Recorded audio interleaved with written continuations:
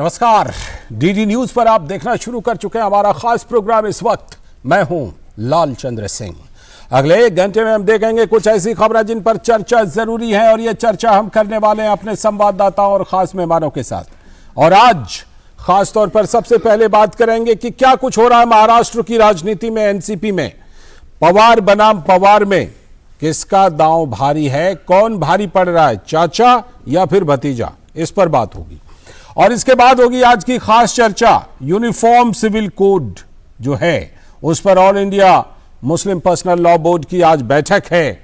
उनके अपने दावे हैं, क्या है आपत्तियां और क्यों हैं आपत्तियां, क्यों नहीं भारत में भी सिविल कोड हो जैसे बाकी सभी देशों में है, इस पर आज खास चर्चा होगी।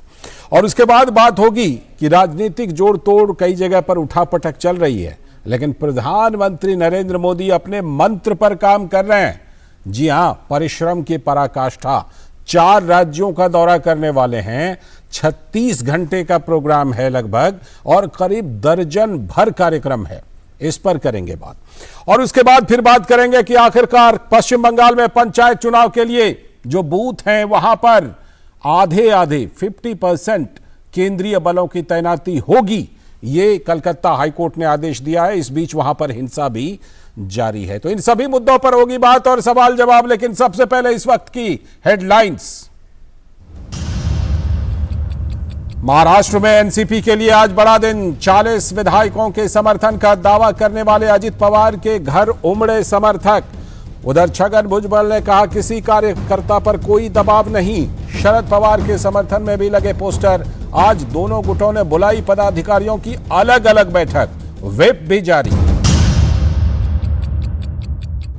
मुंबई में केंद्रीय मंत्री जितेंद्र सिंह ने की G20 अनुसंधान मंत्रियों की बैठक की अध्यक्षता। कहा बेहतर कल के लिए अनुसंधान और नवाचार के लिए प्रतिबद्ध है भारत।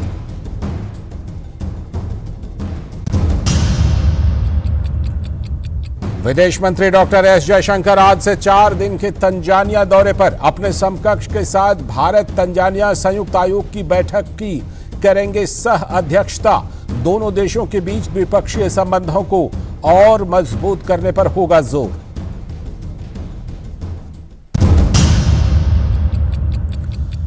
देश में पिछले महीने सामान्य के मुकाबले औसत से 10% कम हुई बारिश। मध्य प्रदेश, कर्नाटक और केरल समेत कई राज्यों में आज भारी बारिश की चेतावनी।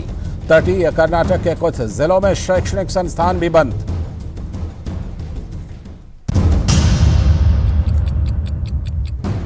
विश्व स्तर पर गर्मी ने तोड़े अब तक के सारे रिकॉर्ड। दुनिया का अब तक का सबसे गर्म दिन रहा 3 जुलाई।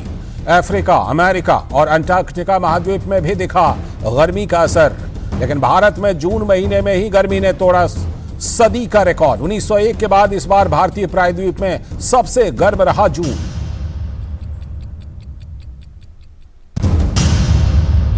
और अमरनाथ यात्रा के लिए श्रद्धालुओं की संख्या में लगातार वृद्धि। अब तक लगभग 50,000 तीर्थयात्रियों ने किए पवित्र गुफा के दर्शन। यात्रा मार्ग पर साफ सफाई और सुरक्षा समेत कई व्यवस्थाओं से प्रभावित हैं श्रद्धालु। ये थी इस वक्त तक की हेडलाइंस, और अब देखते हैं खबरों को विस्तार से और बात करते हैं आज सबसे पहले एजेंडे की। और सबसे पहला एजेंडा जो आज का हमारा है वो महाराष्ट्र की एनसीपी की राजनीतिक उठापटक से जुड़ा हुआ है। महाराष्ट्र की सियासत के लिए, शरद पवार के लिए आज का दिन काफी महत्वपूर्ण। चाचा भतीजे के शक्ति प्रदर्शन में विधायकों और सांसदों की भी अग्नि परीक्षा। दोनों गुट अपने को असली एनसीपी बता रहे हैं। अजित पवार ग्रुप का 42 विधायकों का दावा है, तो शरद पवार अपने कैडर के भरोसे इस लड़ाई को जीतना चाह रहे हैं। अजित पवार ने कहा है कि किसी की भी सदस्यता नहीं जाएगी। वो आश्वस्त हैं कि विधायकों की संख्या उनके पास है और दल बदल कानून लागू नहीं होगा। लेकिन दोनों गुट चुनाव आयोग के सामने भी अर्जी लगा चुके हैं, क्योंकि फूट होने की स्थिति में चुनाव आयोग को ही सिंबल और नाम को तय करना है कि नाम एनसीपी और घड़ी छाप किनके पास रहेगा। करीब 1 साल पहले महाराष्ट्र से ही जुड़े एक मामले में चुनाव आयोग के पास आज भी असली शिवसेना को लेकर संघर्ष जारी है। दोनों गुटों में, उद्धव गुट और शिंदे गुट में। शरद पवार और अजित पवार की अलग अलग बैठकों में आज तय हो जाएगा कि आखिर कितने विधायक किनके पास हैं। दोनों गुटों में कानूनी प्रक्रिया पूरी करने की भी दिलचस्पी है। और इस बीच महाराष्ट्र की महाविकास आघाड़ी की सियासत में इसे एक महासंग्राम के रूप में देखा जा रहा है।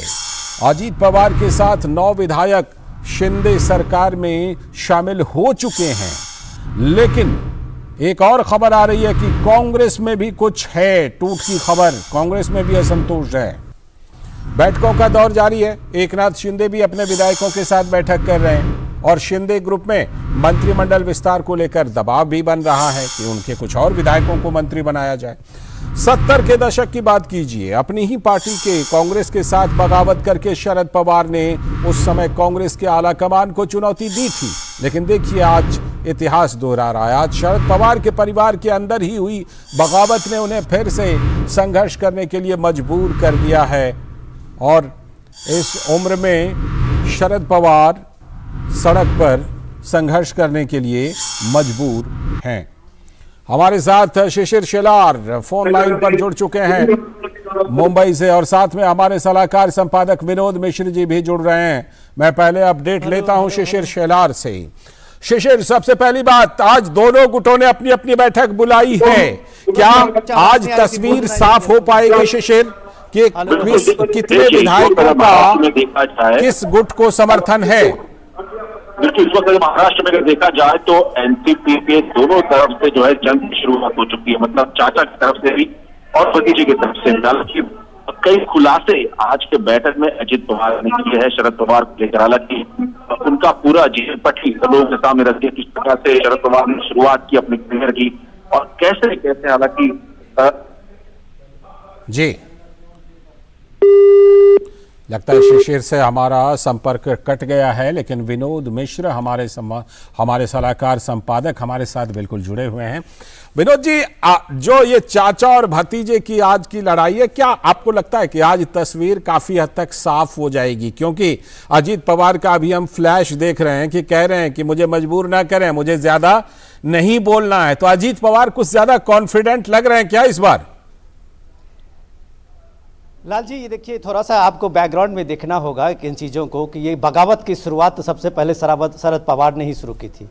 याद कीजिए 1970 में जब पहली बार वो बगावत करके चीफ मिनिस्टर बने थे जी, तो उनके जीवन में ये बगावत कोई ऐसा नहीं है कि ये परिवार ही उनके खिलाफ में बगावत किया है। ये सबसे चौंकाने वाली बात है। कभी पार्टी के खिलाफ उन्होंने बगावत की थी और आज अगर उनके खिलाफ में बगावत हुई है तो ये चौंकाने वाली बात नहीं है। राजनीति में आप इसको कह सकते हैं कि हर कोई अपने वक्त का इंतजार करता है। लेकिन आज जो हो रहा है वो सबसे बड़ी बात यह है कि शरद पवार जिस चुनौती को लेके सामने में है और उसी चुनौती को लेके वहां अजीत पवार भी है, उन्हीं के परिवार से उनके भतीजे हैं। अब ये नंबर गेम का खेल है और नंबर गेम के खेल में आप ये सोचिए सीधे सीधे ये कानूनी प्रक्रिया के साथ में उलझी है। कानूनी प्रक्रिया आप इसे कह सकते हैं कि इसमें नंबर्स चाहिए, जिसमें दल बदल कानून जो है वो किसी भी लागू होता है तो वो शायद अजीत पवार के लिए भी आने वाले समय में मुश्किल खड़ा कर सकता है और शरद पवार के तो पार्टी के अस्तित्व का ही सवाल है। तो इसलिए अब ये जो है दोनों अपने अपने तर्कों के साथ में खड़े हैं कि नंबर्स किसके साथ है। अभी जैसा कि अभी आप सुन रहे थे, अभी जो अजीत पवार का चल रहा था तो अजीत पवार खुले रूप से सारी चीजें रख रहे थे। आप ये देखिए, इंटरेस्टिंग चीज ये है कि दोनों के मीटिंग में, जो MIT में एक मीटिंग है और एक मीटिंग जो उनके कन्वेंशन सेंटर में है शरद पवार का, और दोनों जगह पोस्टर शरद पवार के ही हैं। मतलब दोनों ये कह रहे हैं कि एनसीपी में कोई टूट नहीं है। जो दावा शरद पवार का है कि एनसी ओरिजिनल हमारे साथ है, वही दावा अजीत पवार का भी है कि पूरी के पूरी एनसीपी उनके साथ है। रही बात नंबर्स गेम के लिए, तो जो अभी कहा जा रहा है कि उनके साथ में 12+ ऐसे लोग MLC और MLA उनके पास में जुटे हैं, तो इनके पास भी दावा है कि 35 से ज्यादा जो MLA और MLC जो है उनके साथ में है। रही बात कानूनी पक्ष की, जब आप बात करते हैं, क्योंकि ये सारा मसला इलेक्शन कमीशन में जाएगा, तो वो नंबर्स के लिए वो एक एफिडेविट भी ले रहे हैं। जो छगन भुजबल का क्लेम है कि 45 के आसपास जो विधायक हैं उन्होंने एफिडेविट दिया है कि वो अजीत पवार को अपना नेता मानते हैं। ठीक है जी, ठीक, लौटता हूं आपके पास। शिशिर भी हमारे साथ फिर से जुड़ चुके हैं। शिशिर से जरा मैं अपडेट लेता हूं। शिशिर, ये आज दोनों गुटों की जो बैठकें हैं, किस समय ये बैठके हैं और कहां कहां पर ये बैठके हैं और क्या कुछ ये पता चल पा रहा है? क्योंकि शरद पवार इस बार समर्थन की बात जो है वो स्टैम्प पेपर पर भी ले रहे हैं, ऐसा सुनने में आया है। लेकिन क्या लग रहा है कि इस बार अजीत पवार पहले भी निकलने की कोशिश कर चुके थे, लेकिन इस बार अजीत पवार थोड़े ज्यादा कॉन्फिडेंट लग रहे हैं विधायकों की संख्या को लेकर? शिशिर, इस वक्त अगर संख्या की बात करें तो संख्या अजीत पवार की बैठक में अगर देखा जाए तो बड़ी संख्या में विधायक भी थे, सांसद भी थे और साथ ही साथ पार्टी कार्यकर्ता थे, जिसमें जिला परिषद से लेके एक स्थानीय लेवल से लेकर बात करें तो कार्यकर्ता यहाँ पर मौजूद थे। और अमूमन अगर देखा जाए अजीत पवार की पूरा अगर उनका चित्र देखा जाए तो ऐसी उनकी है कि वो लोगों के साथ ज्यादा जुड़ते, खासतौर पर कार्यकर्ताओं के साथ ज्यादा जुड़ते और इसीलिए यहाँ पर वो बड़ी तादाद में दिखाई दिए। लेकिन दूसरी महत्वपूर्ण बात ये रही कि हालांकि अभी जो प्रक्रिया रहेगी उसमें काफी टेक्निकलिटीज होगी, उनके पास क्या नंबर है, लेकिन जुबानी जंग भी तेज हो चुकी है और उसमें ऐसे कई सारे खुलासे इस वक्त हो रहे हैं जो आम लोगों को शायद पता नहीं थे, कि सिर्फ राजनीतिक गलियारों में ही घूम रहे थे। उन बातों को अब जो है उसका जिक्र अजीत पवार ने आज अपने भाषण में किया।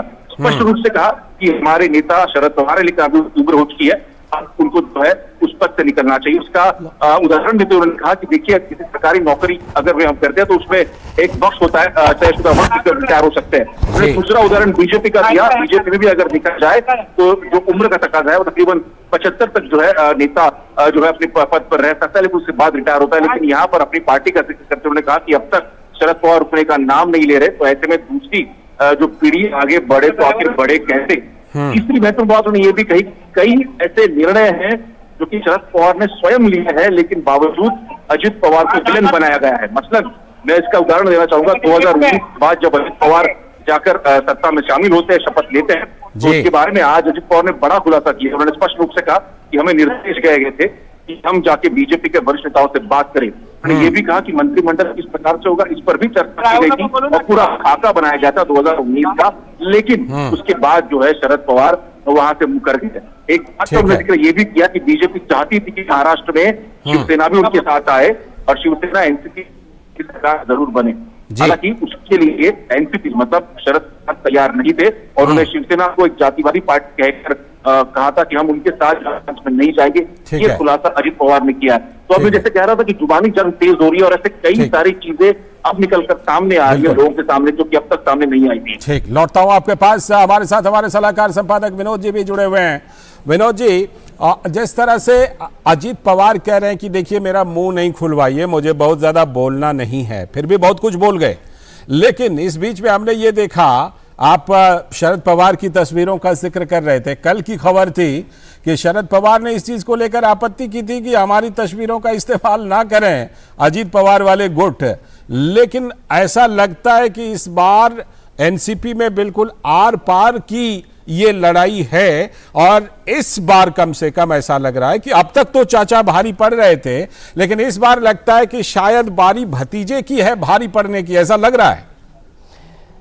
लाल जी देखिए, ये इतिहास जो आपको कह सकते हैं ना कि इतिहास दोहराता है, ये कोई ऐसा पहली बार नहीं हो रहा है। हर परिवारवादी पार्टी में इस तरह के संकट सामने आए हैं। ये संकट आपने देखा है कि मुलायम सिंह की पार्टी को, समाजवादी पार्टी को कैसे अखिलेश ने एक झटके में झटक लिया था और इलेक्शन कमीशन ने बाद में ये निर्णय दिया था कि जो अखिलेश की जो पार्टी है उसी को उसने असली सपा मान लिया था। तो वो उसके पास में नंबर्स की बात थी, क्योंकि वो जो अजीत पवार क्लेम कर रहे हैं आज, जिसमें जिला परिषद से लोकल डिस्ट्रिक्ट लेवल से लेके और जो उनके नीचे के ग्राउंड वर्कर्स हैं वहां से लेके एमएलए और आप एमपी तक की देखें, उसमें उनके नंबर्स ज़्यादा हैं। अगर ये नंबर्स ज़्यादा है तो डेफिनेटली उनका क्लेम जो है वो बन जाता है कि क्योंकि विधायक दल के नेता भी सदन में हैं। और आप इनको हमें याद रखना होगा कि जिस समय में पार्टी की बात होती है तो संगठन और जब ये बात होती है असेंबली के फ्लोर पे, तो दोनों एक अलग अलग निर्णय से बात चलती है। तो वहां अगर विधायक दल के नेता के रूप में अजीत पवार सामने में आते हैं, आज आपको याद होगा कि उन्होंने जो सारे एमएलए का ये भी दिया था, तो उन्होंने एक व्हिप भी जारी किया था अपनी तरफ से।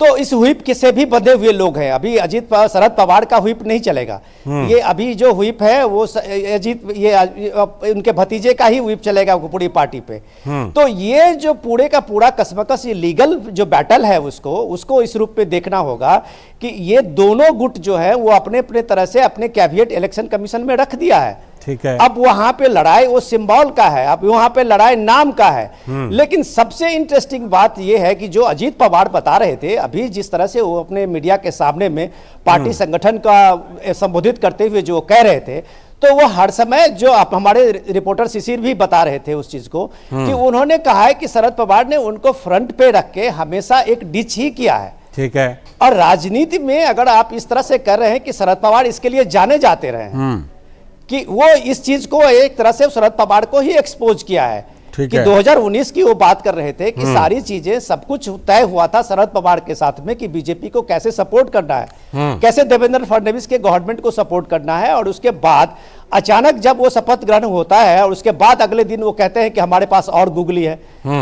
तो ये सारी चीजें आज एक तरह से शरद पवार की राजनीति को, शरद पवार के उस बड़े पर्सनालिटी को और उनका जो चाणक्य का एक अपना रुतबा रहा है, उस नैरेटिव को ध्वस्त किया है। जी बिल्कुल। रही बात कि ये सर्वाइवल का सवाल जरूर है। 83 इयर्स के हैं शरद पवार, उनको लगता है कि महाराष्ट्र में उनका ये पराजय जो है उसका संकेत पूरे अभी देश में अभी जो विपक्षी एकता की बात हो रही है उसमें वो गलत जाएगा। जी। तो वो इस कोशिश में है कि महाराष्ट्र में खास करके वो मराठा क्षेत्र में घूम भी रहे हैं। तो वो इस बात को बताना चाहते हैं कि अभी भी वो लीडर हैं, लेकिन उनकी लीडरशिप की जो चुनौती है उनको घर से मिली है और शायद लगता है कि इस चुनौती में वो डिफीट हो रहे हैं। जी, यानी कहा जाए तो सीनियर पवार को पावर की लगता है कि तलाश है, लेकिन इस बार लगता है कि पावर के मामले में जूनियर पवार सीनियर पवार पर भारी पड़ते हुए नजर आ रहे हैं। बहुत बहुत शुक्रिया, लेकिन आप जुड़े रहिएगा क्योंकि अगली जो हमारी खास चर्चा है उसमें भी आपसे चर्चा करनी है। वक्त है अभी एक ब्रेक का, और ब्रेक के बाद जब लौटेंगे तो फिर करेंगे आज की खास चर्चा। और आज की खास चर्चा हमारी होगी कि समान नागरिक संहिता पर जो बहस है उसमें आपत्ति क्या है, क्यों नहीं होना चाहिए एक धर्मनिरपेक्ष देश में समान नागरिक संहिता, ये सवाल पूछेंगे। बने रहिए डीडी न्यूज के साथ। बेमौसम बारिश, आंधी और तूफान की चिंता भूल जाओ, फसल बीमा कराओ, सुरक्षा कवच पाओ।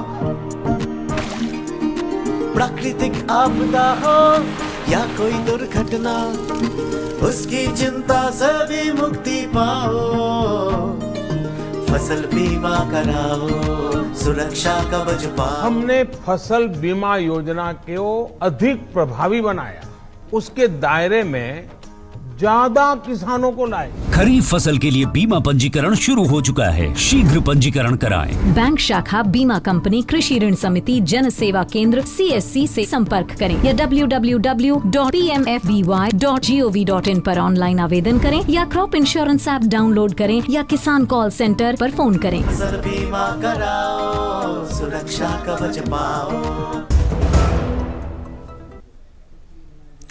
स्वागत है ब्रेक के बाद। डीडी न्यूज पर आप देख रहे हैं इस वक्त, और अब बारी आ गई आज की खास चर्चा की। और आज की खास चर्चा हम करने वाले हैं कि समान नागरिक संहिता पर क्या आपत्ति है, क्या आपत्ति हो सकती है। समान नागरिक संहिता पर छिड़ी बहस के बीच All India Muslim Personal Law Board ने आज एक मीटिंग बुलाई है। कहा जा रहा है कि विधि आयोग के सामने लॉ बोर्ड अपना मसौदा रखेगा।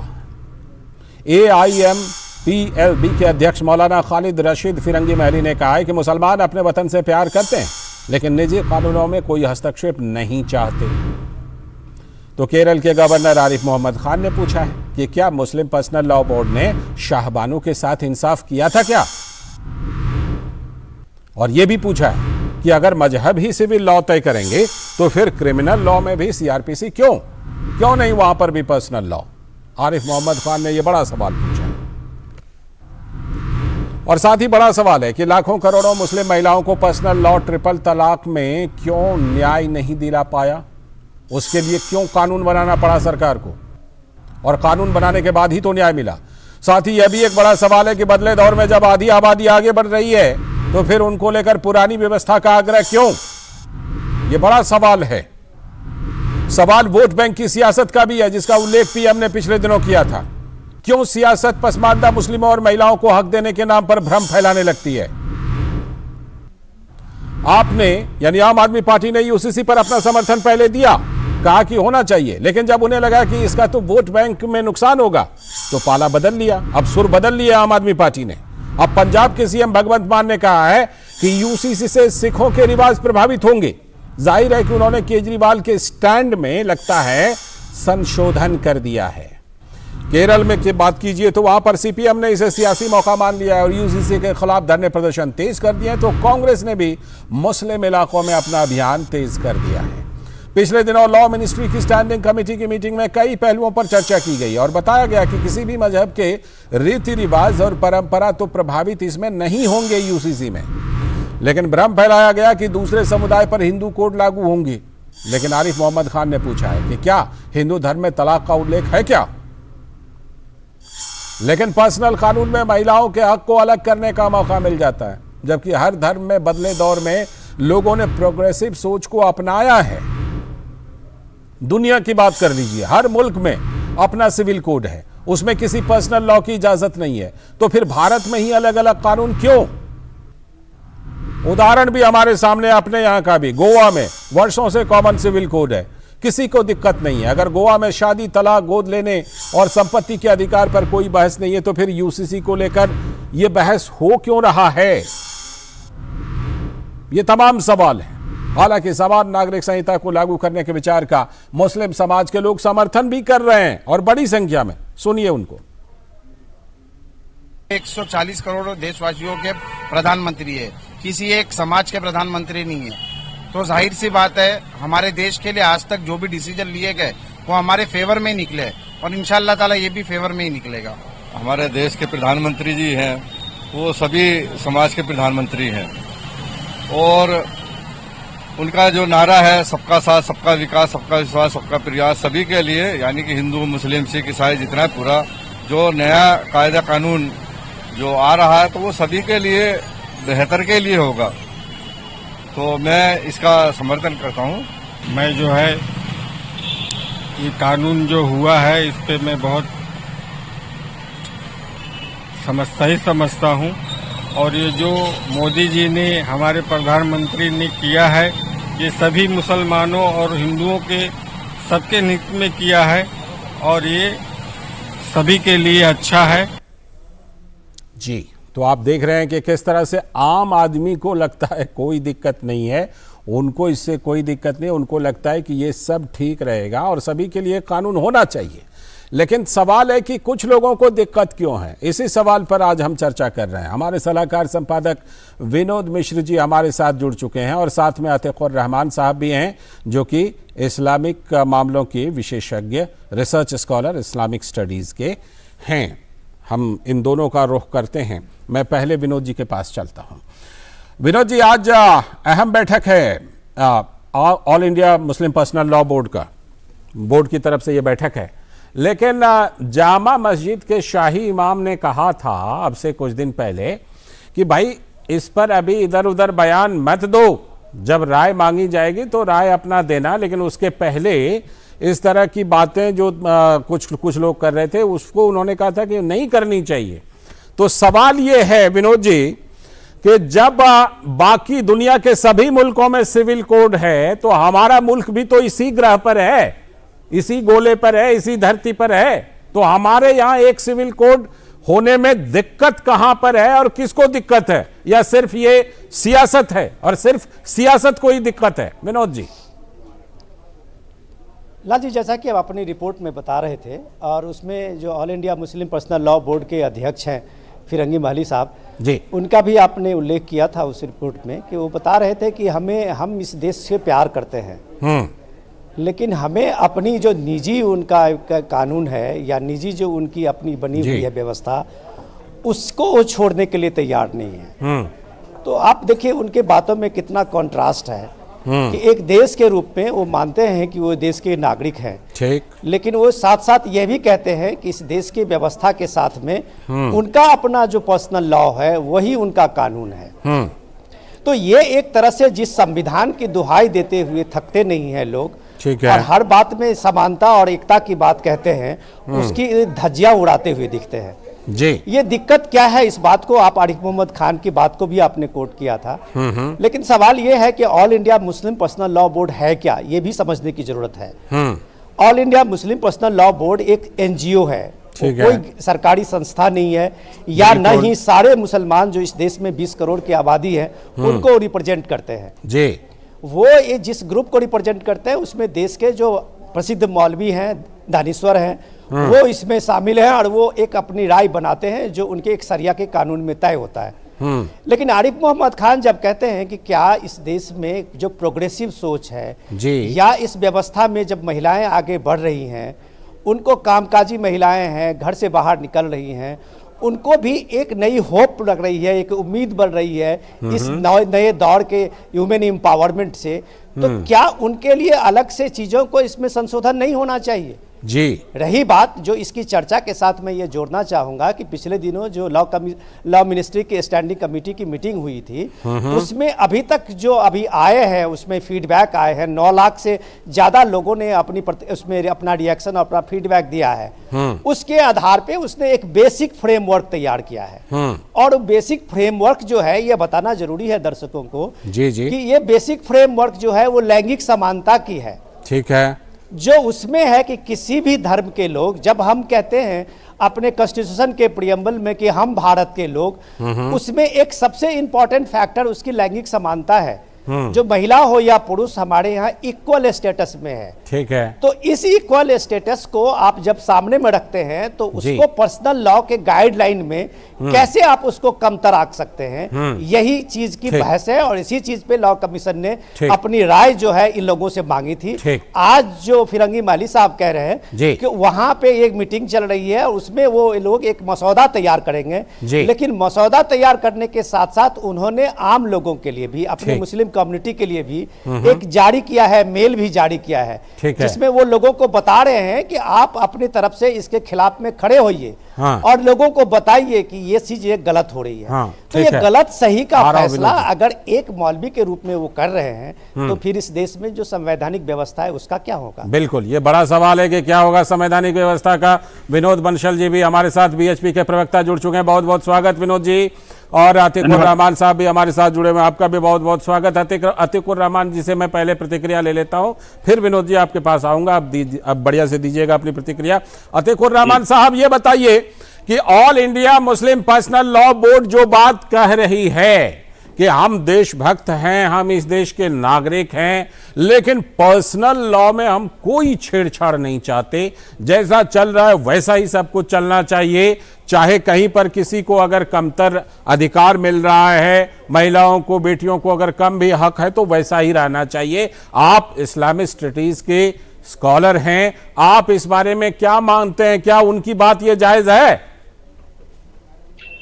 देखिए, जो all India Muslim Personal Law board है उनको क्लियर सिग्नल मिलना चाहिए मुस्लिम कम्युनिटी की तरफ से कि महिलाओं के साथ में आज तक के जो धर्म के नाम पर, इस्लाम के नाम पर, कुरान और शरिया के नाम पर वो भेदभाव करते आए हैं वो नहीं चलेगा। ये देश ना शरिया से चलेगा और ना ही आरिफ मोहम्मद खान की जो सोच है उससे चलेगा, ना किसी पार्टी के मैनिफेस्टो से चलेगा। ये देश चलेगा संविधान से। 2 दिन पहले विनोद जी ने जो जिक्र किया, जो हमारे उसकी मीटिंग हुई पर्सन, अपने जो कमेटी थी इसके लिए, उसमें ट्राइबल्स को अलग कर दिया गया है। आपने देखा होगा ट्राइबल्स को मांग की गई है कि ट्राइबल्स को ये यूनिफॉर्म सिविल कोड से अलग रखा जाएगा। हाँ, इस बारे में एक प्रस्ताव है। यस, तो आप बताइए, अगर ट्राइबल्स को आप अलग कर देते हैं, और मैंने 2 दिन पहले भी कुछ इंटरव्यूज वगैरह में एक अलग प्लेटफॉर्म में शामिल हुआ था। मेरा ये आभास था कि मोदी सरकार क्योंकि बहुत मोहब्बत करती है हमारे मुस्लिम कम्युनिटी से, तो एक ऐसा ढांचा तैयार होकर हमारे सामने आ सकता है, क्योंकि हम रेडी रहेंगे मोदी सरकार के इसके लिए कि वो सिर्फ और सिर्फ मुसलमानों के लिए रहेगा, क्योंकि मुसलमान महिला तो प्रताड़ित है ना साहब, ट्राइबल प्रताड़ित नहीं है, विनोद बंसल जी, आ रहा हूं। महिला प्रताड़ित नहीं है, कोई और समुदाय सिख प्रताड़ित नहीं है, पारसी कोई प्रताड़ित थोड़ी है। तो ये वाला जो कानून आ रहा है ये सिर्फ मुसलमानों के लिए आ रहा है या सभी के लिए आ रहा है सर? ऐसा हमारा आभास है, ऐसा हमारा आभास है। हम रेडी रहेंगे हमारी सरकार के, मोदी सरकार के, कि वो अगर इक्वालिटी को मद्देनजर रखकर, जेंडर इक्वालिटी, जेंडर जस्टिस के नाम पर, अब ये ट्राइबल्स को अलग रखने वाली बात समझ में नहीं आ रही है। अगर विनोद जी समझा सके तो समझा सके। ठीक है, हम लोग इस पर बात करेंगे, लेकिन विनोद बंसल जी की पहले प्रतिक्रिया। विनोद बंसल जी, अतीकुर रहमान साहब ये कह रहे हैं कि ठीक है, पर्सनल लॉ बोर्ड वाले को बिल्कुल कह दिया जाए कि देश तो संविधान से चलेगा, लेकिन मुझे लगता है कि शायद वो ये सवाल उठा रहे हैं कि अगर आप ट्रैवल को छूट दे सकते हैं तो क्या इसी तरह का छूट शायद वो मांग रहे हैं कि किसी और कम्युनिटी को भी इससे छूट दी जा सकती है क्या? विनोद बंसल जी, देखिए दो बातें हैं जी। इनको कुछ लोग कहते हैं कि जितने मुंह उतनी बातें हैं। नहीं, एकता नहीं है, एक रूपता नहीं है, लेकिन हाँ, जो all India Muslim Personal Law board नाम की जो संस्था है जी, जो अलगाववादियों का प्रतिनिधित्व करती है, जो देश विरोधियों के साथ खड़ी रहती है, जो आतंकवादियों की पैरवी करती है, उस संस्था ने आज ही एक बारकोड के साथ एक लेटर जारी किया है जी। मैं चाहूंगा कि उस लेटर को आप भी फ्लैश करें। मैंने अभी मीडिया को सर्कुलेट किया थोड़ी देर पहले। उस बारकोड में क्या करा है उन्होंने कि इस बारकोड के माध्यम से इसमें एक नीचे लिंक भी दे रखा है। बारकोड को क्लिक करके आप जैसे ही क्लिक करोगे तो आपका ईमेल आईडी खुल जाएगा। उस ईमेल आईडी को खुलने के साथ ही जो रेडीमेड टेक्स्ट है all India Muslim Personal Law board द्वारा बनाया हुआ, जो जिहादी सोच से प्रेरित जो टेक्स्ट है, वो आपके ईमेल आईडी में ऑटोमेटिक चला जाएगा। अच्छा। और वो उसमें सीधा उनके जो लॉ कमीशन की और बाकी जो संस्थाओं की जो ईमेल आईडी है वो 2 वाले मैसेज बॉक्स में आ जाएंगी जी। और वो उन्होंने कहा है कि आप सीधा सीधा इसको क्लिक करिए और सेंड कर दीजिए। बस आप अधिकाधिक व्यूज जब जाएंगे तो लॉ कमीशन अपने आप में जो है उसको जो यूसीसी को बंद कर देगा, यूसीसी को नहीं इम्प्लीमेंट करेगा ये। आप देखिए कि देश के लॉ कमीशन ने लोगों से इंडिपेंडेंट सुझाव मांगे हैं। उन सुझावों को प्रेरित कर जिहादी मानसिकता से उसको ट्विस्ट करके और ये चाहते हैं कि देश के अंदर जो इंडिपेंडेंट व्यू पॉइंट के बजाय इनके जिहादी पॉइंट जो है ना उसमें जाएं। मैंने लॉ कमीशन से मांग की है कि ऐसे सब लोगों के भी आपको सचेत रहना पड़ेगा जो कि षड्यंत्र पूर्वक लोगों तो आपकी तरफ से भी ऐसा कोई अभियान चल रहा है क्या? नहीं, हमें कोई अभियान की आवश्यकता नहीं है। देखिए, हमने तो जनता से आह्वान कर रहे हैं हम लोग कि अधिकाधिक संख्या में अपने व्यू पॉइंट दें। देखिए, जो लॉ कमीशन ने कहा है वो उसके अनुसार जो है लोगों को अपनी प्रतिक्रिया देनी चाहिए, व्यू पॉइंट देने चाहिए। लेकिन आप कोई ऑर्गेनाइज्ड कैंपेन इस तरह का नहीं चला रहे हैं जैसा आपने जिक्र किया उनके पर्सनल लॉ बोर्ड के बारे में? नहीं, आवश्यकता नहीं है। देखिए, देश के नागरिक बड़े जागरूक हैं, देश के नागरिक समझदार हैं, इसीलिए लाखों की संख्या में व्यू पॉइंट जैसे विनोद जी ने बताया। अतीकुर रहमान साहब जी, आपके पास भी आऊंगा। अतीकुर रहमान जी जिस तरह से अपनी बात को गोलमोल करके जलेबी बना करके और आपके सुधी दर्शकों को लपेट दिया, लेकिन इन्होंने एक बात साफ साफ नहीं कहा कि यूसीसी चाहते नहीं चाहते। एक बात, दूसरी बात ये कि ट्रैवल्स के बारे में तो इन्होंने कहा, लेकिन मुसलमानों के बारे में नहीं कहा कि आखिरकार हलाला के बारे में इनका क्या विचार है।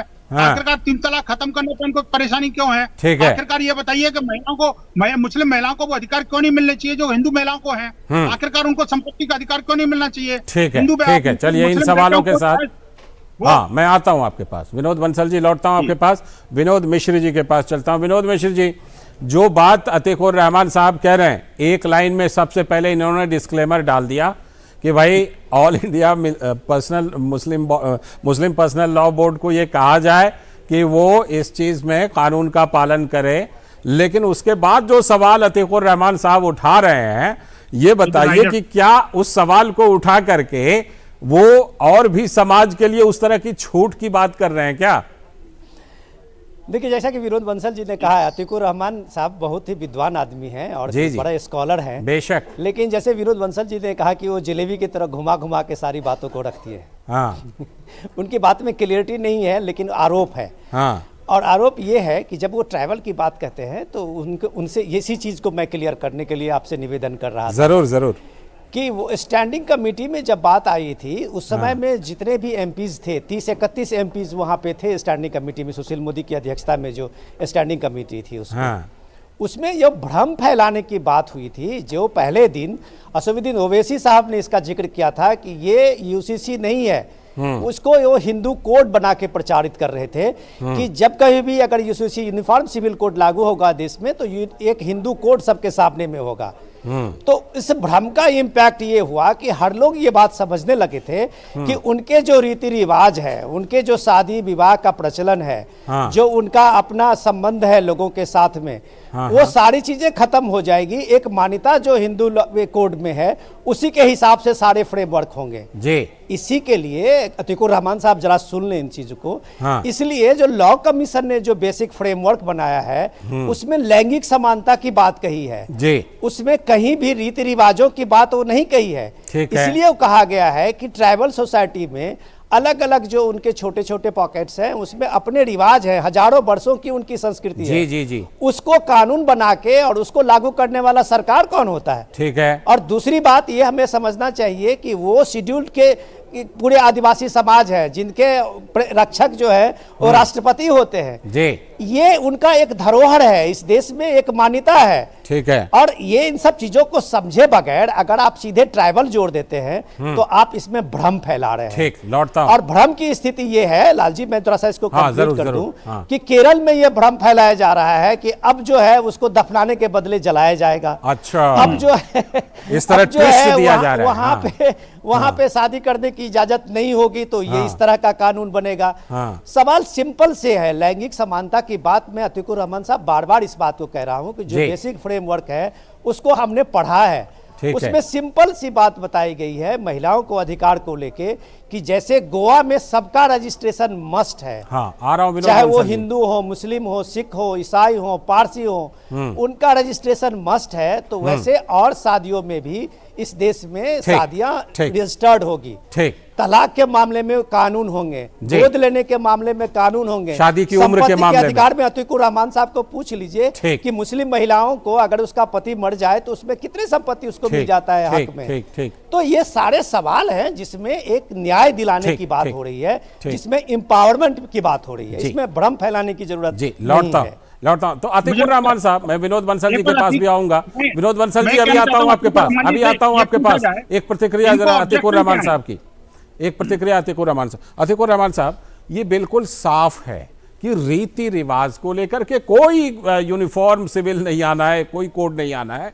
ये बात है लैंगिक समानता जैसी, शादी की उम्र जैसी चीजें, जो तलाक की चीज़ें हैं वो, फिर अपनी संपत्ति के मालिकाना हक को लेकर के चाहे पुरुष हो स्त्री हो सबको समान मिले, बेटा बेटी को, ये सिर्फ उससे जुड़ी बातें हैं तब तो कोई आपत्ति नहीं होनी चाहिए। रीति रिवाज तो जैसे मंदिर में हम घंटी बजाते हैं, मान लीजिए हिंदू जाते हैं बजाएंगे वो बजाएंगे, जैसे आप मुस्लिम भाई अजान देते हैं उस तरह अजान देंगे, तो दिक्कत क्या है? बहुत खूब। देखिए विनोद जी ने बहुत सही कहा कि जितनी मुंह उतनी बातें हो रही हैं, और हमारे विनोद मिश्रा जी ने भी कहा कि भ्रम फैलाया जा रहा है। भाई जितनी मुंह उतनी बातें इसीलिए हो रही है विनोद जी और मिश्रा जी, इसीलिए भ्रम फैलाया जा रहा है कि हमारे सामने कोई भी अभी ढांचा नहीं आया है। कोई ऐसा आपसे वो ढांचा मंगाए तो आप अपना ढांचा डालिए ना। विनोद बंसल जी इनको सुन लेते हैं फिर प्रतिक्रिया दीजिएगा। हाँ देखिए आपका जो मुख्य प्रश्न है वही सुप्रीम कोर्ट ने हमको याद दिलाया है। कहीं से कहीं तक महिलाओं के साथ में जो अत्याचार और भेदभाव हो रहा था वो ये धर्म के और इस्लाम के और शरिया के नाम पर ठेकेदारों को ठिकाने लगाने का अगर मसूदा आएगा हम इसके साथ हैं। कहीं से कहीं तो फिर आपत्ति कहां पर है सर? कहीं पर कोई आपत्ति नहीं है। आपत्ति सिर्फ ये है क्या ढांचा आ रहा है। अच्छा ठीक है, पार्लियामेंट में बहस क्या होगी? ठीक है, thumbs up to the uniform civil code जो जेंडर जस्टिस और जेंडर इक्वालिटी के लिए। और आपका मैं शुक्रगुजार हूं कि आपने ये बात भी साफ कर दी कि लोगों के रीति रिवाज को छेड़ा नहीं जाएगा। बिल्कुल, ये स्टैंडिंग कमेटी में बात आई है सर, बहुत मजबूत बात है ये। आगे बढ़िए, आगे बढ़िए विनोद जी, हम सब पूरा देश आपके साथ है। ठीक है, तो हम इसी टेक को आपके इस टेक को बिल्कुल ये खैर मकदम करने लायक बातें हैं, हम बिल्कुल इसी चीज को लेकर चल रहे हैं। तो अब बताइए विनोद बंसल जी, अब कहां दिक्कत है? देखिए मैं कहना चाहता हूं कि जब दिक्कत कुछ नहीं है तो all India Muslim Personal Law board जैसी जो एक तरह से अतिवादियों की संस्था जो है लगातार मुसलमान यूथ को भड़काने, बरकलाने और भटकाने की कोशिश क्यों कर रही है, जब उनको पता ही नहीं कि आखिरकार यूसीसी में है क्या। आखिरकार उनको ये पता ही नहीं कि होने क्या जा रहा है, तो विरोध किस बात का। लेकिन बात यह कि विरोध के लिए विरोध करना और इन्हें अपनी राजनीतिक रोटियां सेकना कुछ इस्लामिक जिहादी संगठनों का एक मजमून सा बन गया है, वो उनकी आदत सी बन गई है। मैं कहना चाहता हूँ, देखिए अतीकुर रहमान जी एक विद्वान वक्ता है, मैं ये कहना चाहता हूँ कम से कम आप तो अपने पत्ते खोल दो। सरकार को नहीं पता, मान लो सरकार ने कोई ड्राफ्ट नहीं दिया, आपके दिमाग में इतनी सारी बातें हैं, तो कम से कम आप ही अपने व्यू पॉइंट दे दो। क्या आपने लॉ कमीशन को कोई सिफारिश भेजी है? क्या भेजना चाहिए अगर आप वास्तव में नागरिक है तो। मैं कहता हूँ समर्थन में विरोध में कुछ तो करो। अतीकुर रहमान साहब ने तो अभी समर्थन किया है, करना ठीक नहीं है। हाँ, पर्सनल लॉ बोर्ड से अलग नजरिया लेकर के अतीकुर रहमान साहब ने समर्थन किया है, हमने अभी देखा सुना। नहीं, देखिए टीवी चैनल पे समर्थन करना अलग बात है और लिख के देना दूसरी बात है। ये वो लोग हैं जो कहते कुछ और हैं, करते कुछ और हैं, दिखते कुछ और हैं। छोटा सा काउंटर अतीकुर रहमान साहब, इनके एक व्यक्ति कुछ और कहता है, दूसरा कुछ और कहता है, तीसरा उसको और लपेट देता है। अतीकुर रहमान साहब छोटा सा काउंटर दीजिए। फिर कलम हो जाएगा। विनोद जी, आप मुझे जान रहा हूं मैं कि भड़काने की कोशिश कर रहे हैं आतंकी संगठन। अरे मुद्दा आतंकी संगठन का नहीं है, मुद्दा ये है कि तमाम देश के लोग, चाहे वो आप हो, मैं हूं या आतंकी संगठन कोई है, वो भी अगर कम से कम अभी फिलहाल सिटीजन ऑफ इंडिया है और उसके ऊपर बैन नहीं लगाया गया है, वो सब अपने विचार व्यक्त कर रहे हैं। ठीक। भ्रम फैलाने के लिए आप है ना। ठीक है। विनोद मिश्र जी जल्दी से छोटा सा मुझे बताइए, जो अतीकुर रहमान साहब बात कर रहे हैं, ये पर्सनल लॉ बोर्ड से तो बिल्कुल अलग नजरिया रख रहे हैं, स्वागत योग्य नजरिया है। विनोद मिश्र जी।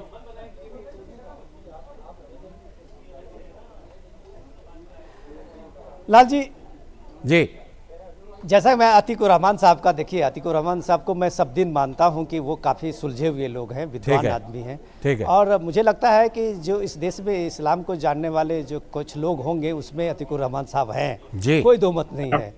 लेकिन अतीकुर रहमान साहब बना रहे हैं, नहीं तो सब बोलते हैं। तो वो अगर इस बात को सामने में रख नहीं पा रहे हैं, इसलिए उनकी दिक्कत क्या है कि दिक्कत क्या है, मैं ये इसलिए बताता हूं कि ये चर्चा में क्यों आई। लॉ कमीशन ने तो 15 दिन पहले मांगा था लोगों से राय, लेकिन लोग कोई चर्चा नहीं कर रहे थे। ठीक है। तो पिछले दिनों जब भोपाल में प्राइम मिनिस्टर मोदी ने जब इस बात की चर्चा की और खास करके मुस्लिम महिला और पसमानदा समाज के लोग हैं उनके अधिकारों की बात की, तो उन्होंने साथ में जोड़ा कि ये कुछ ठेकेदार जो हैं वो कैसे भ्रम फैला के इनको अभी तक पीछे धकेल रखा है। वो ठेकेदार कौन है? वो वही पॉलिटिकल पार्टी के लोगों। इसमें समाज को पहचानने की जरूरत है, इसमें अतीकुर रहमान साहब को पहचानने की जरूरत है। अभी मसौदा आया नहीं है तो अतीकुर रहमान साहब, केरल में क्या जरूरत पड़ गई कि वहां मुस्लिम लीग से लेके सारी पार्टियां और सारी एजेंसियां जो है वो घर घर जा रही है। लेकिन हम उम्मीद ये करते हैं, वहां कांग्रेस पार्टी के सामने में मजबूरी है कि यहाँ दिल्ली में वो कह रहे हैं कि अभी हम इंतजार करेंगे ड्राफ्ट का, और वहां पार्टी वहां डिमोन्स्ट्रेशन कर रही है। हम तो ये इसलिए हो रहा है। अभी आम आदमी पार्टी का स्टैंड देखिए और भगवंत मान का भी स्टैंड बदल लिया उन्होंने अपना स्टैंड। सही बात। तो ये इसलिए हो रहा है कि हर को ये डर है कि कहीं उसका वोट बैंक लग सकता है। हम उम्मीद लेकिन करेंगे कि आखिरकार राजनीतिक पार्टियां, सभी संगठन वही रुख रखेंगे जो रुख अभी अतीकुर रहमान साहब ने रखा है कि बिल्कुल आना चाहिए। उन्होंने थम्स अप दिया है और हम उम्मीद करते हैं सभी की तरफ से ये थम्स अप मिलेगा। बहुत बहुत शुक्रिया आज के लिए, फिर कभी और इस पर चर्चा करेंगे। विनोद बंसल जी जुड़ने के लिए, अतीकुर रहमान साहब आपका भी जुड़ने के लिए, और विनोद मिश्र जी आपका भी जुड़ने के लिए बहुत बहुत शुक्रिया इस चर्चा में। तो वक्त है अभी एक ब्रेक का, और ब्रेक के बाद जब लौटेंगे तब बात करेंगे कुछ और बड़ी खबरों की। देखते रहिए डीडी न्यूज। जन औषधि केंद्रों पर मिलने वाली दवाओं की कीमत बाजार में जो दवाएं मिलती हैं उसी क्वालिटी की, लेकिन जन औषधि केंद्र में 50% से 90% तक उसकी कीमत कम होती है। भारतीय जन औषधि परियोजना के अंतर्गत अब तक देश भर में हजारों जन औषधि केंद्र खोले जा चुके हैं, जहां पर 1800 से अधिक दवाइयां और 285 सर्जिकल उपकरण बहुत ही कम कीमतों पर उपलब्ध हैं। अधिक जानकारी के लिए जन औषधि सुगम मोबाइल ऐप को डाउनलोड करें या टोल फ्री नंबर 1800-180-8080 पर कॉल करें। स्वागत है ब्रेक के बाद। आप देख रहे हैं इस वक्त डीडी न्यूज पर, और अब आगे देखते हैं बड़ी खबर। और बड़ी खबर यह है कि प्रधानमंत्री नरेंद्र मोदी राजनीतिक उठापटक से अलग परिश्रम की पराकाष्ठा कर रहे हैं। पीएम मोदी 7 और 8 जुलाई को 4 राज्यों का दौरा करने वाले हैं और 36 घंटे के अंदर करीब दर्जन भर कार्यक्रमों में प्रधानमंत्री शामिल होंगे। ये 4 राज्य हैं उत्तर प्रदेश, राजस्थान, छत्तीसगढ़ और तेलंगाना। और करीब 50,000 करोड़ रुपए की 50 परियोजनाओं की लगभग सौगातें देने वाले हैं। 5 शहरों गोरखपुर, वाराणसी, बीकानेर, रायपुर और वारंगल में लगभग 1 दर्जन कार्यक्रमों में हिस्सा लेने वाले हैं प्रधानमंत्री। और सबसे पहले 7 जुलाई को प्रधानमंत्री दिल्ली से रायपुर का दौरा करेंगे, जहां वो कई परियोजनाओं की आधारशिला रखेंगे और वहां पर रैली को भी संबोधन करने वाले हैं। और इसके बाद प्रधानमंत्री उत्तर प्रदेश के गोरखपुर जाएंगे, जहां गीता प्रेस में उनका एक कार्यक्रम है और फिर 3 वंदे भारत ट्रेनों को हरी झंडी भी दिखाने वाले हैं गोरखपुर में ही। गोरखपुर से फिर पीएम अपने संसदीय क्षेत्र वाराणसी रवाना हो जाएंगे, जहां उनका कई महत्वपूर्ण परियोजनाओं के शिलान्यास का कार्यक्रम है। फिर अगले दिन की बात करें तो 8 जुलाई को पीएम मोदी वाराणसी से तेलंगाना के वारंगल चले जाएंगे, जहां वो कई परियोजनाओं की आधारशिला रखेंगे और जनसभा को भी वहां पर संबोधित करेंगे।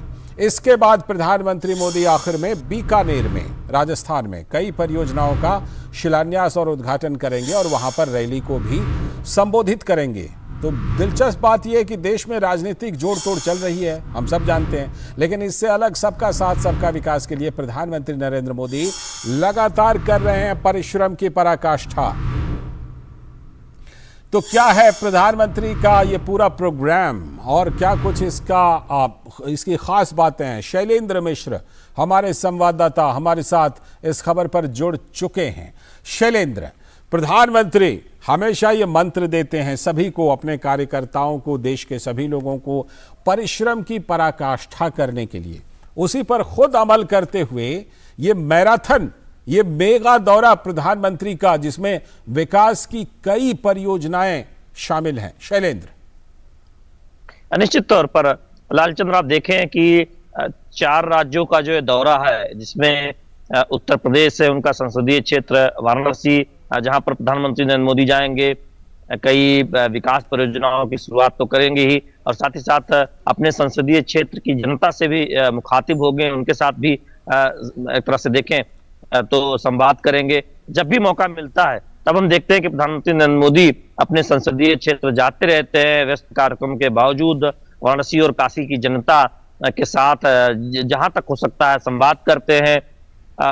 तेलंगाना जा रहे हैं, राजस्थान में बीकानेर आ रहे हैं और हम जानते हैं कि छत्तीसगढ़ जा रहे हैं। तो आप देखिए कि इनमें वो भी राज्य हैं जहां पर इस साल के अंत में चुनाव संभावित है, विधानसभा चुनाव होने वाले हैं। तो ऐसे राज्यों में भारतीय जनता पार्टी के जो संगठन के कार्यकर्ता हैं, भारतीय जनता पार्टी के कार्यकर्ता हैं, उनके लिए भी ये बहुत महत्वपूर्ण है कि प्रधानमंत्री नरेंद्र मोदी क्या संदेश देने वाले हैं। और दूसरी तरफ विकास परियोजनाओं की एक झड़ी हम देख रहे हैं कि उत्तर प्रदेश, राजस्थान और तेलंगाना और छत्तीसगढ़ की जनता को मिलने वाली है। तो धुआंधार ये दौरा होने वाला है। पार्टी कार्यकर्ताओं को भी संकेत है कि विकास के लिए कोई कोर कसर ना छोड़ी जाए और कार्यकर्ताओं को भी एक संदेश प्रधानमंत्री नरेंद्र मोदी अपने इस दौरे के दौरान देने वाले हैं कि परिश्रम की पराकाष्ठा, जिसकी वो बात करते रहते हैं कि परिश्रम में कोई कोर कसर नहीं होनी चाहिए, जनता की सेवा में, सबका साथ सबका विकास करने में, और उसके लिए जितनी मेहनत की जाए उतनी कम है। और यही वजह है कि हम प्रधानमंत्री नरेंद्र मोदी को जानते हैं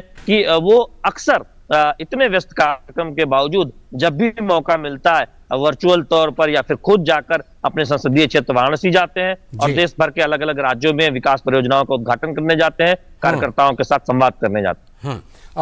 तमाम विकास की परियोजनाएं तो हैं ही शैलेंद्र, लेकिन साथ ही प्रधानमंत्री का कई जगहों पर संबोधन भी है। हाल में हमने देखा है कि अपने संबोधनों में उन्होंने खास तौर पर जो राजनीतिक जोड़ तोड़ है उसका जिक्र किया है, भ्रष्टाचार के मामलों का जिक्र किया है, यूसीसी का, समान नागरिक संहिता का जिक्र किया है।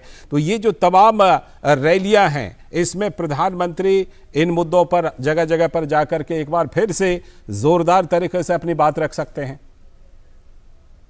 देखिए लालचंद्र, प्रधानमंत्री नरेंद्र मोदी के हाल के कुछ राज्यों के दौरों को देखें या उनके संबोधन को सुने तो 2024 में जो सबसे प्रमुख मुद्दे रहने वाले हैं भारतीय जनता पार्टी की तरफ से, दरअसल उसका एक संकेत प्रधानमंत्री नरेंद्र मोदी दे रहे हैं कि किन मुद्दों के आधार पर भारतीय जनता पार्टी जनता के सामने जाने वाली है। पहली बात यह है कि जो विकास परियोजनाएं हैं, जो विकास के काम प्रधानमंत्री नरेंद्र मोदी की अगुवाई में देश भर में हुए हैं, तमाम बड़ी बड़ी परियोजनाओं का उद्घाटन हुआ है। अपने दौरे के दौरान हम देखेंगे कि उत्तर प्रदेश हो या राजस्थान हो, छत्तीसगढ़ और तेलंगाना में हाईवे नए नए उसके निर्माण का उद्घाटन होना है। वंदे भारत जो लगातार हम देख रहे हैं कि कई राज्यों में शहर दर शहर शुरू हो रही है। गोरखपुर में वंदे भारत नई ट्रेन की सौगात देने वाले हैं। तो दूसरी तरफ जब अपने चुनावी जनसभा, अपने जो जनसभा पब्लिक रैली करते हैं प्रधानमंत्री नरेंद्र मोदी, उसमें हम देखते हैं कि विपक्षी दलों पर तंज कसते हैं। उसमें दो बातें बहुत प्रमुख तौर पर उभर कर सामने आती हैं। एक परिवारवाद के खिलाफ निशाना और दूसरा भ्रष्टाचार के खिलाफ जो अभियान है प्रधानमंत्री नरेंद्र मोदी की अगुवाई में, जिसमें ये कहा जा रहा है कि पारदर्शिता के साथ तमाम योजनाओं का लाभ जनता तक पहुंच रहा है और भ्रष्टाचारियों के खिलाफ कार्रवाई हो रही है। तो हम उसको बहुत प्रमुखता से उठता हुआ देखते हैं। तो हो सकता है कि इसका और आगे जिक्र हो, चुकी परिवारवाद के खिलाफ भारतीय जनता पार्टी लड़ाई लड़ रही है, इस बात को बहुत प्रमुखता से प्रधानमंत्री नरेंद्र मोदी कहते हैं। बीजेपी ये कहती है कि देखिए कि भारतीय जनता पार्टी इकलौती पार्टी है जिसमें परिवारवाद का बोलबाला नहीं है। तो दूसरी तरफ पारदर्शिता की बात भी बहुत प्रमुखता से की जाती है सरकार की योजनाओं में। ठीक, बहुत बहुत शुक्रिया शैलेंद्र जुड़ने के लिए। हम आपसे इन कार्यक्रमों पर आगे भी जानकारी लेते रहेंगे। फिलहाल आपका बहुत बहुत शुक्रिया। वक्त है एक ब्रेक का, और ब्रेक के बाद जब लौटेंगे तब रुक करेंगे पश्चिम बंगाल का, जहां हिंसा का तांडव अभी भी जारी है, लेकिन हाईकोर्ट ने एक बड़ा आदेश दिया है। करेंगे बात। जन औषधि केंद्रों पर मिलने वाली दवाओं की कीमत बाजार में जो दवाएं मिलती हैं उसी क्वालिटी की, लेकिन जन औषधि केंद्र में 50% से 90% तक उसकी कीमत कम होती है। भारतीय जन औषधि परियोजना के अंतर्गत अब तक देश भर में हजारों जन औषधि केंद्र खोले जा चुके हैं, जहां पर 1800 से अधिक दवाइयां और 285 सर्जिकल उपकरण बहुत ही कम कीमतों पर उपलब्ध हैं। अधिक जानकारी के लिए जन औषधि सुगम मोबाइल ऐप को डाउनलोड करें या टोल फ्री नंबर 1800-180-8080 पर कॉल करें। स्वागत है एक बार फिर से इस वक्त में डीडी न्यूज़ पर, और अब हम बात करने वाले हैं पश्चिम बंगाल में जो चुनावी हिंसा लगातार जारी है और जो कुछ हाई कोर्ट ने बड़ा आदेश दिया है। पश्चिम बंगाल पंचायत चुनाव में हिंसा का तांडव लगातार जारी है और राज्य के कई इलाकों से बार बार हिंसा की खबरें भी आ रही हैं। लेकिन इस बीच कलकत्ता हाई कोर्ट ने मंगलवार को आदेश दिया कि चुनाव में हर बूथ पर केंद्रीय बल और राज्य पुलिस बल की संख्या 50-50% यानी आधे आधे होंगे। तो विपक्ष की मांग और कलकत्ता हाई कोर्ट के आदेश के बाद आखिरकार केंद्रीय बलों की पूरी 822 कंपनियां पंचायत चुनाव के लिए पश्चिम बंगाल आ रही हैं। इससे पहले भी पहले चरण में केंद्रीय बल की 22 कंपनियां और बाद में 315 कंपनियां पश्चिम बंगाल में आ चुकी हैं अब तक, और पंचायत चुनाव के लिए केंद्रीय बलों की 485 कंपनियां राज्य में और आने वाली हैं, और इस तरह से कुल 822 कंपनियां केंद्रीय बलों की तैनात होनी है।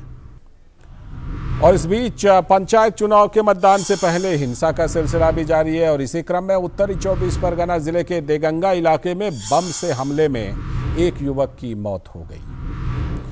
अगर देखें तो 8 जून को पंचायत के चुनाव का ऐलान हुआ था और उसके बाद से राज्य में अब तक 16 लोगों की जान जा चुकी है और घायलों की संख्या तो दर्जनों में है, और हिंसक घटनाओं की संख्या तो गिनती ही नहीं है। इतनी ज्यादा हिंसा हो रही है। प्रसेनजीत बख्शी हमारे संवाददाता कोलकाता से हमारे साथ जुड़ चुके हैं। प्रसेनजीत, सबसे पहले तो ये जो मारे जाने वाले लोगों की संख्या 16 पहुंच चुकी है, इसके बारे में क्या अपडेट है, और क्या अभी भी हिंसक घटनाएं जगह जगह से, कहीं बम धमाका, कहीं बम से हमला, कहीं एक दूसरे पर हमला, कहीं गुटबाजी, ये खबरें लगातार आ ही रही हैं? जी लालचंद, मैं बताऊं कि आज सुबह मैं टीवी में देख रहा था, महाराष्ट्र की एक खबर के ऊपर हर एक चैनल अपना नजर लगा के रखे थे। नेशनलिस्ट कांग्रेस पार्टी की दो गुटों के बीच जो दावे अपने कि वहां पे वो जो मीटर लगाया गया था कि अजित पवार के साथ कितने विधायक है और शरद पवार के साथ कितने विधायक है, उसी तरह के बंगाल में आपको मैंने पहले भी बताया कि यहाँ पे डेथ मीटर लगाया गया है। तो ये डेथ मीटर पिछले 21 दिनों में 16 लोगों की गिनती कर चुके हैं जो अपना जान गंवा चुके हैं इस चुनावी हिंसा के लिए, तांडव के लिए। और कल जिस बच्चे का मौत हुआ है वो तो युवक भी नहीं है, वो क्लास 11 में पढ़ने वाला एक लड़का है। बताया जा रहा है कि उसके पिताजी तृणमूल करते हैं, इसीलिए उनको टारगेट किया गया। तो यहाँ पे इसी जगह पे मैं आपको याद होगा कि मैं अब पहले ममता बनर्जी की एक स्टेटमेंट के बारे में आपसे बात किए थे कि ममता बनर्जी कहा कि देखिए हमारे तृणमूल कांग्रेस के भी लोग इस हिंसा में मरे हैं। तो मतलब वो जो डेमोक्रेसी का उन्होंने एक तुल्यमूल विचार कर रही थी, उसी हिसाब से इस बेचारे 16-17 बरस के एक लड़का को अपना जान गंवाना पड़ा। तो बंगाल में एक डेमोक्रेसी कायम है, ये भी साबित हो गया कल की इस मौत की बाद। लालचंद जी, बात अगर हाईकोर्ट के आदेश की करें, अब ये हो गया कि 822 कंपनियां आएंगी और 50-50 आधे बलों की तैनाती होगी। दादा, क्या ये पर्याप्त रहेगा क्या कि मतदान के दिन सही ढंग से मतदान हो जाए, हिंसा की खबरें ना आए जैसी खबरें आजकल आ रही हैं? देखिए लालचंद, इसमें एक पेचीदा स्थिति है, क्योंकि नॉर्मली ये जो सेंट्रल आर्म पुलिस फोर्स, ये एक सेक्शन एक जगह पे नहीं तो कम से कम हाफ सेक्शन एक जगह पे एक साथ तैनात किया जाता है, मतलब 4 जवान होना चाहिए। लेकिन जिस तरह से संख्या सिर्फ 822 कंपनी है, मतलब जो फील्ड में जो काम करने वाला जवान की संख्या है 65,000 सिर्फ, और बूथ है 62,000। तो एक बूथ में एक से ज्यादा नहीं हो सकते, और साथ में एक पुलिसकर्मी भी होंगे 50-50। लेकिन यहाँ पे अदालत ने कह दिया है कि पूरे देश में जहां पे भी सेंट्रल पैरामिलिट्री फोर्स लगाया जाता है, वहां पे कम से कम हाफ सेक्शन की तैनाती होना जरूरी है। लेकिन यहाँ पे स्थिति को देखते हुए हम जैसे भी हो, ये कोई प्रेसिडेंस नहीं है, लेकिन सब कुछ तोड़ मोड़ के कम से कम एक जवान हो एक बूथ पे, इसका प्रावधान हमने किया है। इसी तरह से ऑर्डर दिया है अदालत ने। लालचंद, ठीक, बहुत बहुत शुक्रिया दादा जुड़ने के लिए इस खबर पर। हमारे संवाददाता प्रसेनजीत बख्शी कोलकाता से जुड़े थे। और इसी के साथ आज के इस वक्त में इतना ही। पूरी टीम को दीजिए अनुमति, लेकिन कल फिर होगी मुलाकात इसी वक्त इस खास प्रोग्राम इस वक्त के साथ। और इस बीच में डीडी न्यूज पर खबरों और कार्यक्रमों का सिलसिला लगातार जारी है। नमस्कार।